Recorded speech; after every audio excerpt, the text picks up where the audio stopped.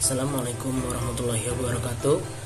Saya Reza Satria Anggara dengan NIM 2020 ingin merangkum materi hasil diskusi dari kelompok 1 sampai kelompok 7, di mana guna memenuhi tugas ujian tengah semester dari mata kuliah pengembangan media dan sumber belajar. Baik, langsung saja dari materi yang pertama, yaitu berjudul konsep dasar teknologi pendidikan. Teknologi pendidikan menurut istilah bahasa Yunani, yaitu asal katanya adalah tekno, dengan makna seni, kerajinan tangan, atau keahlian.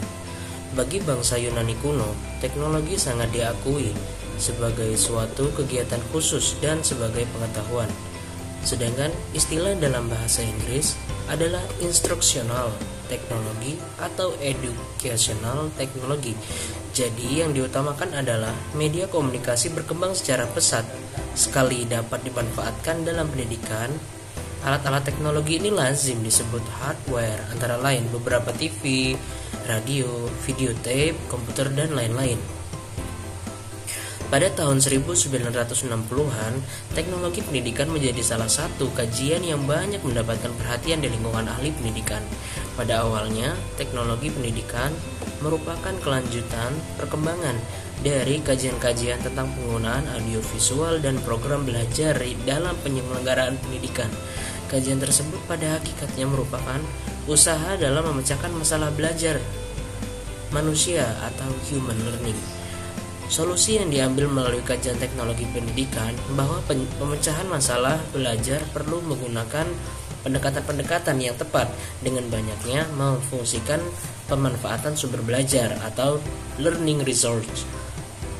Berdasarkan sejarah perkembangannya, istilah teknologi pendidikan mulai digunakan sejak tahun 1963 dan secara resmi diikrarkan oleh Association of Educational and Communication Technology sejak tahun 1977. Walaupun ada kalanya terjadi overlapping penggunaan istilah dalam teknologi pembelajaran, namun kedua istilah tersebut masih terus digunakan sesuai dengan pertimbangan penggunaannya. Teknologi pendidikan dapat dipandang sebagai suatu gerakan dalam pendidikan yang diikuti oleh guru yang merasakan bahwa mengajar hingga kini masih dilakukan secara sembrono, asal-asal saja, tanpa dasar yang kokoh ataupun menurut selera masing-masing. Selanjutnya, materi yang kedua. Di materi kedua ini yaitu menjelaskan tentang ruang lingkup, manfaat, serta mengapa perlu media pembelajaran di dalam kegiatan belajar mengajar. Baiklah, di media pembelajaran ini merupakan salah satu komponen yang penting yang mempunyai peran dalam proses pembelajaran. Pemanfaatan media seharusnya merupakan bagian yang harus mendapat perhatian dalam setiap kegiatan pembelajaran. Oleh karena itu, guru perlu mempelajari bagaimana menetapkan media pembelajaran agar dapat mengefektivitaskan pencapaian tujuan pembelajaran dalam proses belajar mengajar.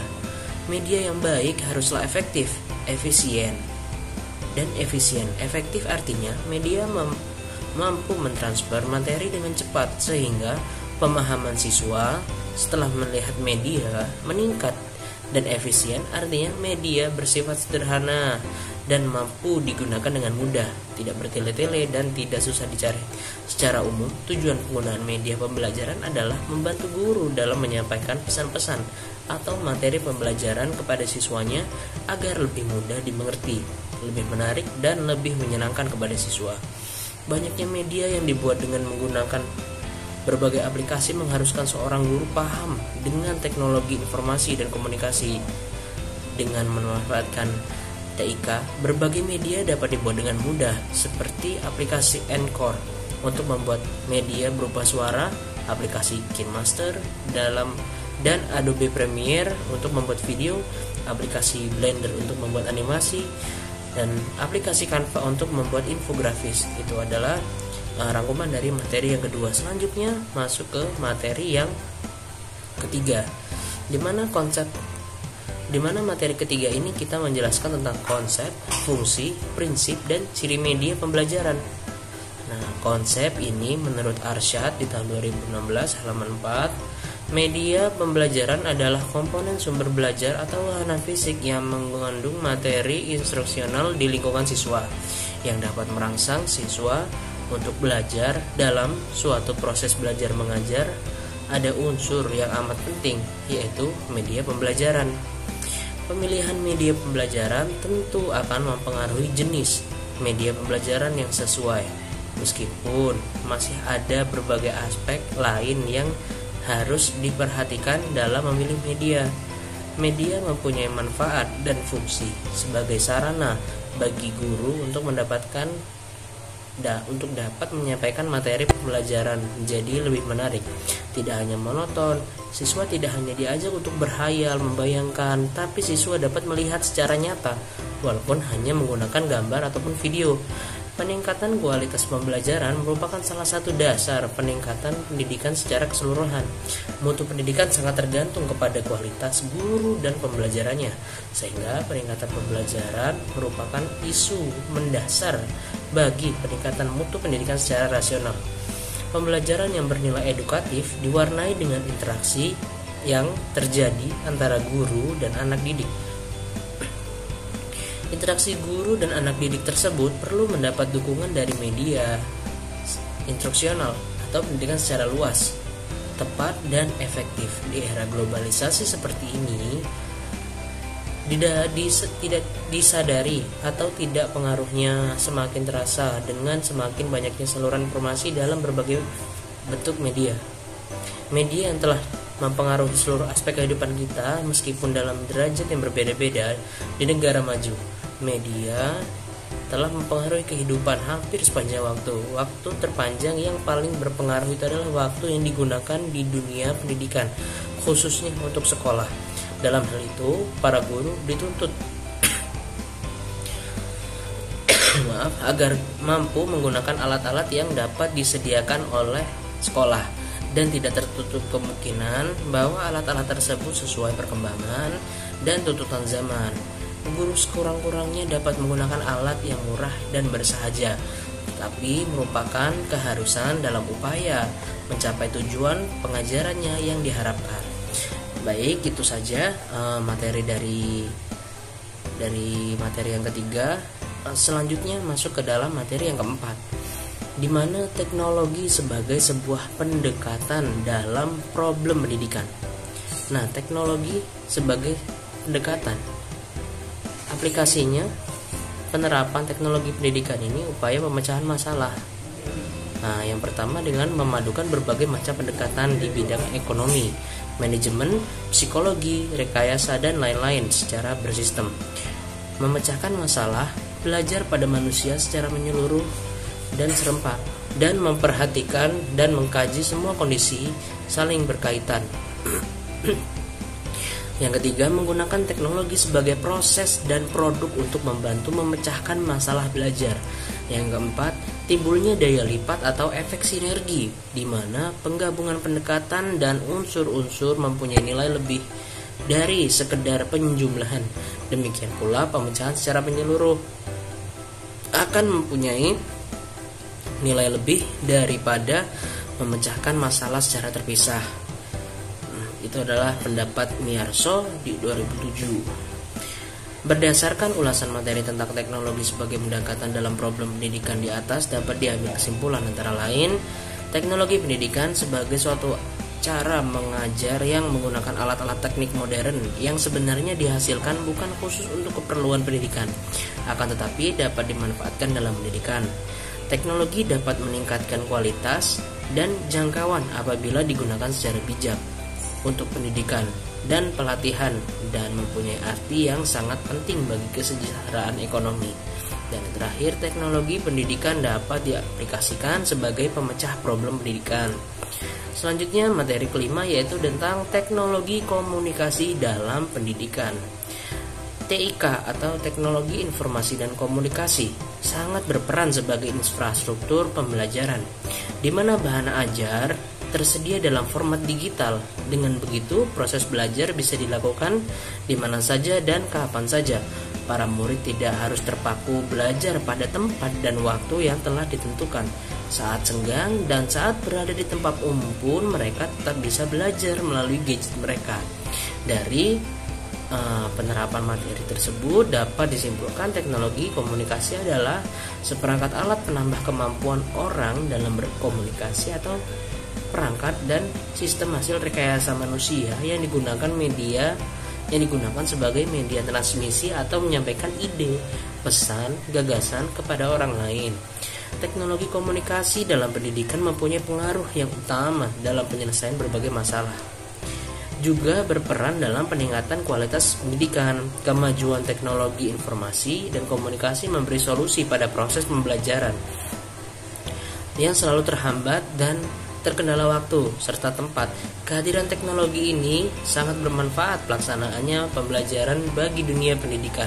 Namun teknologi komunikasi hanya menjadi hal yang sangat penting jika digunakan secara baik oleh guru maupun siswa. Contohnya seperti hal saat 2 tahun belakangan ini kita mengalami pandemi, di mana sangat sulit sekali untuk bertemu dan secara tatap muka, maka sangat diperlukan yang namanya teknologi informasi dan komunikasi, di mana guru juga harus mempelajari bagaimana cara menggunakan aplikasi-aplikasi yang baru untuk meneruskan kegiatan belajar mengajar mereka. Selanjutnya di materi yang ke-6, di sini adalah media pendidikan dalam proses pembelajaran. Kata media berasal dari bahasa Latin. Dari tadi kita membahas tentang media, mari kita langsung saja, apa sih arti media? Merupakan bentuk jamak dari kata medium yang secara harfiah berarti perantara atau pengantar. Sedangkan media pendidikan merupakan seperangkat alat bantu atau pelengkap yang digunakan oleh guru atau pendidik dalam rangka berkomunikasi dengan siswa. Alat bantu itu disebut media pendidikan, sedangkan komunikasi adalah sistem penyampaian. Pada mulanya, media dianggap sebagai alat bantu mengajar guru.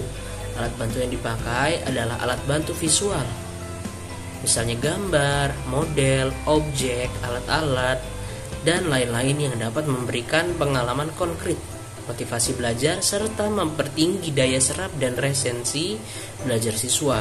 Dengan masuknya pengaruh teknologi audio pada sekitar pertengahan abad ke-20, alat visual untuk mengkonkretkan ajaran ini dilengkapi dengan alat audio, sehingga kita kenal dengan alat audio visual atau audio visual aids, atau bisa kita sebut AVA.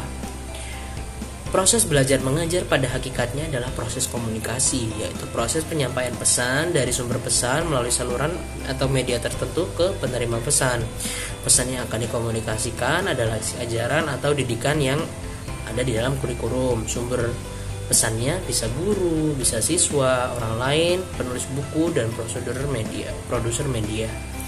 Dan yang terakhir di sini materi ke-7, yaitu kriteria penggunaan media dalam pendidikan. Jadi di dalam pendidikan itu kita tidak boleh asal-asalan menggunakan media. Jadi pendidik harus memiliki pandangan yang sangat luas dalam memilih media yang tepat untuk digunakan, karena hal itu menentukan keberhasilan pembelajaran pada waktu itu. Pendidik juga harus memperhatikan kondisi peserta didik dalam memilih media tersebut, agar peserta didik tidak merasa diberatkan dengan media yang dipakai. Di samping itu, pendidik juga harus memperhatikan kondisi dari proses pembelajaran yang sedang berlangsung, karena media yang digunakan akan sangat berpengaruh bagi kelangsungan kegiatan pembelajaran tersebut. Selain itu, guna dari kriteria pemilihan dalam pembelajaran, yaitu agar peserta didik biasa mengetahui media apa sih yang cocok digunakan dalam situasi tertentu. Jangan sampai pendidik salah pilih media pembelajaran yang akan diajarkan. Nah, apa saja sih poin penting kriteria dalam memilih media pembelajaran? Yang di sini ada mampu mendukung isi bahan pembelajaran. Media pembelajaran harus mampu mendukung isi serta bahan pembelajaran. Tanpa dukungan tersebut, proses pembelajaran akan sama saja dengan atau tanpa menggunakan media. Media mudah diperoleh. Di sini juga kemudahan memperoleh media menjadi faktor penting untuk prosesnya pembelajaran. Baiklah, saya rasa itu saja yang dapat saya sampaikan. Kurang lebihnya saya mohon maaf. Dan kepada Allah saya mohon ampun. Terima kasih telah memberikan waktunya untuk menonton video ini. Saya ucapkan wassalamualaikum warahmatullahi wabarakatuh.